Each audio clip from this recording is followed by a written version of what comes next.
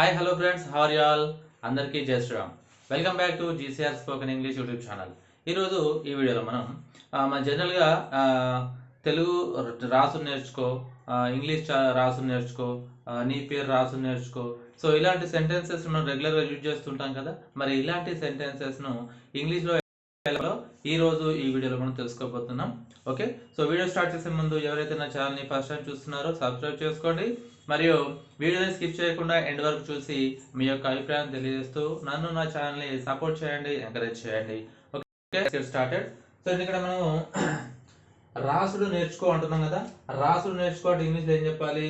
Learn writing. Okay, రాసుడు నేర్చుకో అంటే learn writing. ఇక్కడ నేను తెలుగు రాసుడు నేర్చుకో అంటే ఏం చెప్పాలి? Learn writing Telugu. Next Hindi రాసుడు నేర్చుకో, learn writing Hindi. Next English రాసుడు నేర్చుకో, లెర్న్ రైటింగ్ ఇంగ్లీష్. నెక్స్ట్ నీ పేరు రాసుడు నేర్చుకో, learn writing your name. Next మీ ఊరి పేరు రాసుడు నేర్చుకో, learn writing your village name. Okay friends, so ఈ విధంగా మనము రాసుడు నేర్చుకో అనే సెంటెన్సెస్ మనం ఇంగ్లీష్లో ఈ విధంగా చెప్పవచ్చు. ఓకేనా friends? So I hope you understand. I hope you like this video. If you liked this video, please like, share, comment and subscribe my channel for more videos. Thank you for watching.